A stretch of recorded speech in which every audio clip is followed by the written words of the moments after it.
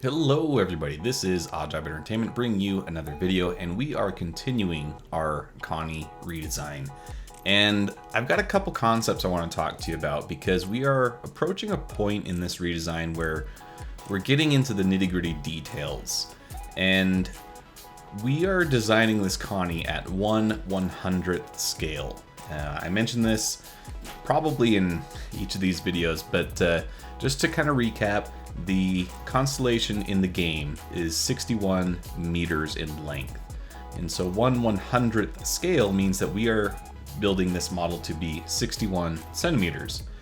Now, if you hold your hands out at 61 centimeters from each other, that's a pretty big model, but it's a pretty big model for the full size. You got to remember, all of the details get shrunk down by 1/100th. So right now we're looking at one of the VTOL thrusters, and just like on the original Constellation, we're going for kind of a sci-fi turbofan design. And these fans are itty-bitty compared to the rest of the ship. And as we move even smaller into the human-sized scale relative to this ship, we're going to find that those details quickly approach the limits of what I am able to produce with my 3D printer. I have a Bamboo X1C equipped with a 0.6 millimeter nozzle, and it can go as low as 0.18 millimeters for a layer height.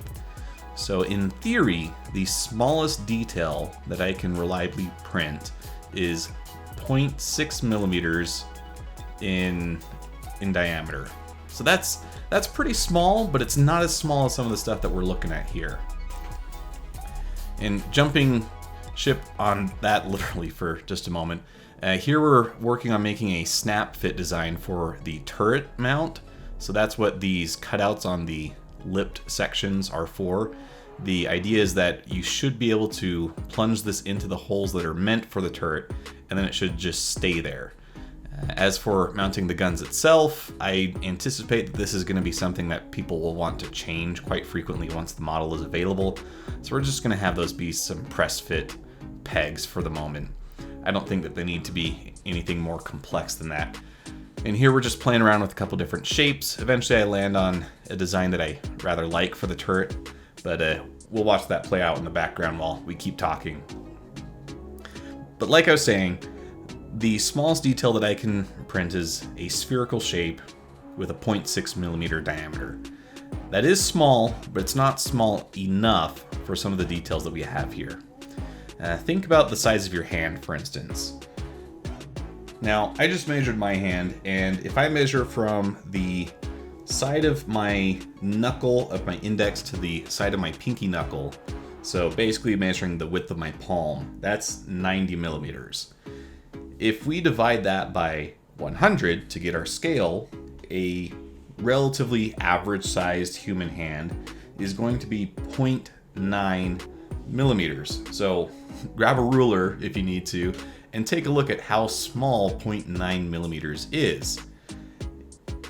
Would you be able to reliably discern with your eyes the individual fingers on a figure that small?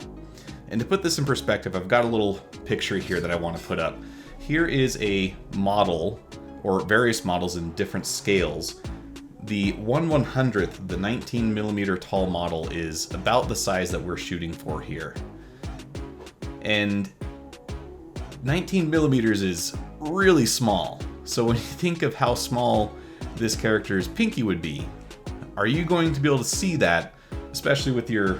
if you're like me, you've probably got aging eyes at this point, so are you going to be able to see that?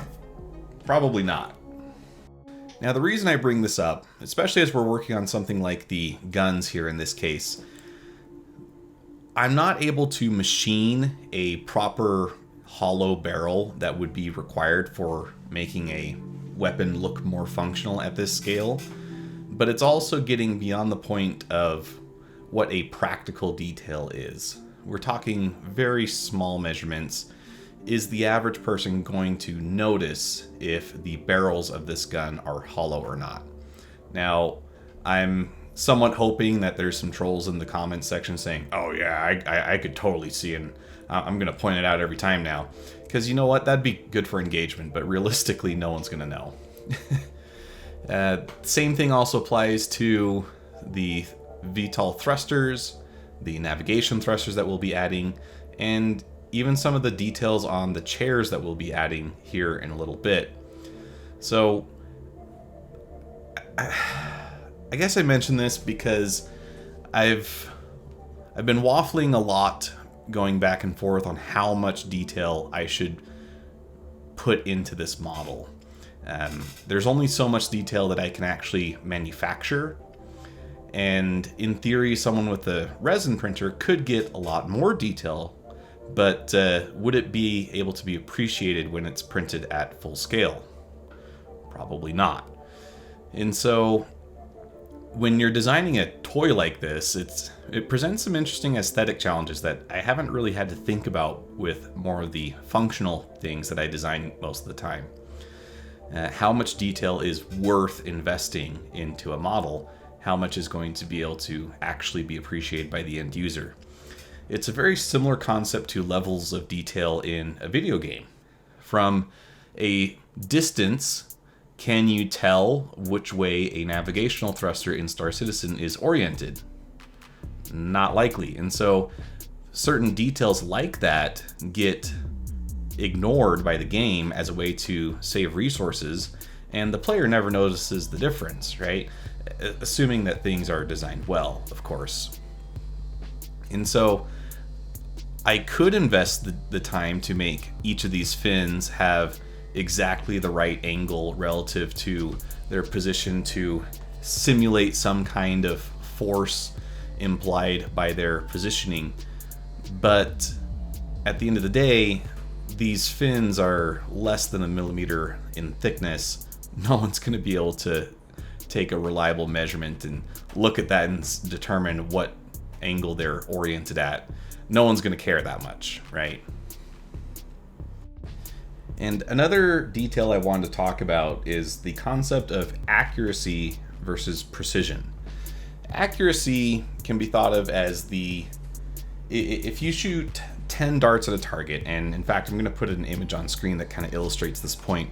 If you throw 10 darts at a target, accuracy is the average of your positioning of the final darts being around the center of the target. So you could be off by a mile, but as long as the average impact point of your darts is centered around the target, you're considered accurate. Precision is the ability to repeat a shot reliably. So in this case with the darts, precision would be having a small minute of angle deviation from shot to shot for your trajectory.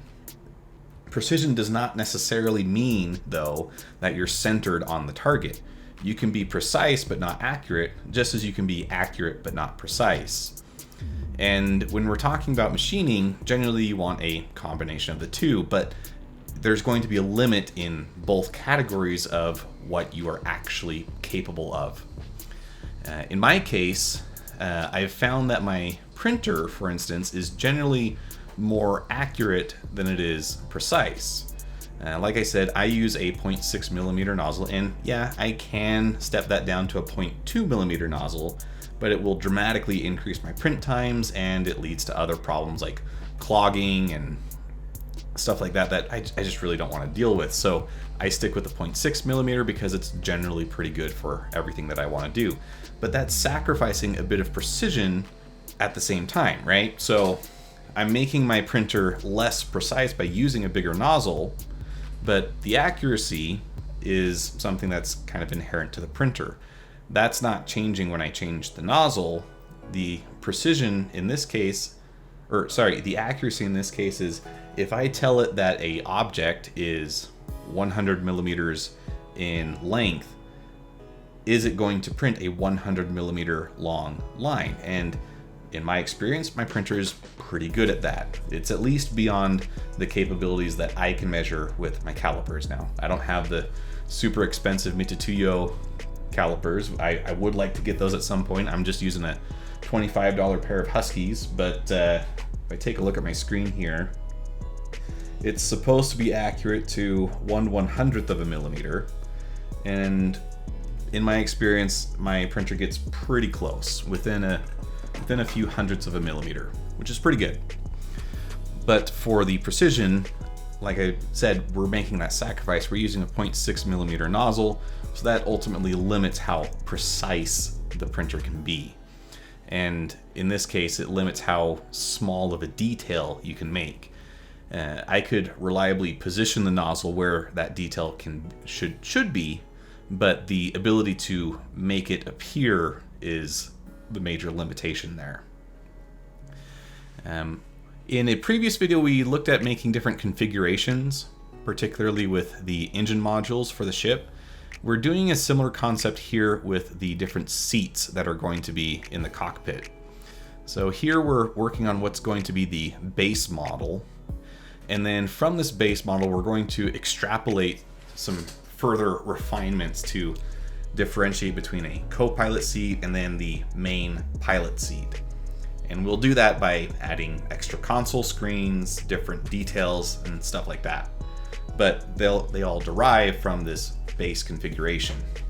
And that's one of the really powerful things about parametric modeling software is if you're smart, you don't need to rework things over and over. You can just make something once and then adapt it to various needs that you may have. So here we're adding the new configuration into the design tree, and then we're going to give this base model a set of armrests that will imply some keypads punched into. And as we've been talking about level of detail and precision and all that, are we going to put individual keys on the keypad? No. My machines can't print that small, so it's not worth investing the time to put those details there. Another way to think of this is, yes, we could spend all the time in the world adding as much detail as possible, because right now it's a digital model, and I'm zoomed in on a 1 centimeter tall chair, and it's filling up my entire screen, right? So I can add as much detail as I want in the digital realm, but we have to remember that we plan on making this in the real world at some point.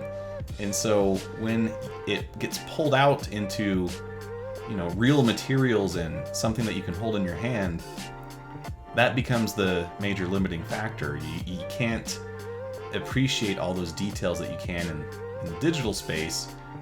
Your eyes are going to be a limitation, as well as the, again, limits of your machine.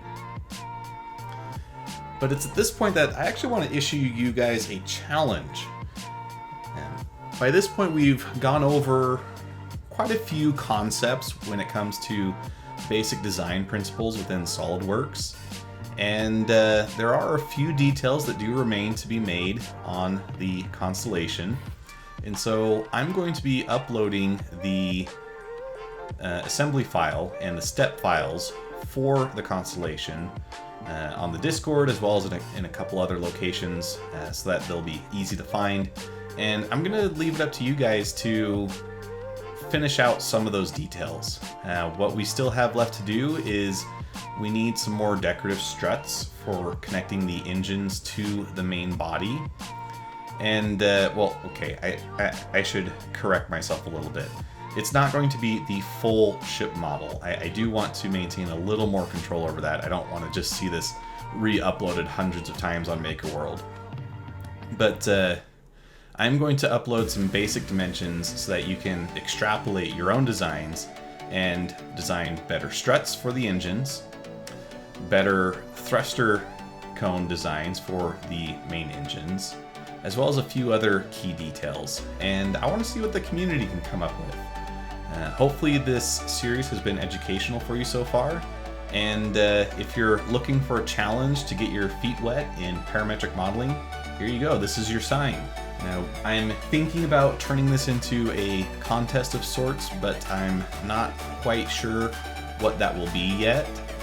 If you guys have any suggestions on what a good prize would be, or how you think this should be conducted, I'm more than welcome to, or I'm more than open to listen to suggestions down in the comments below.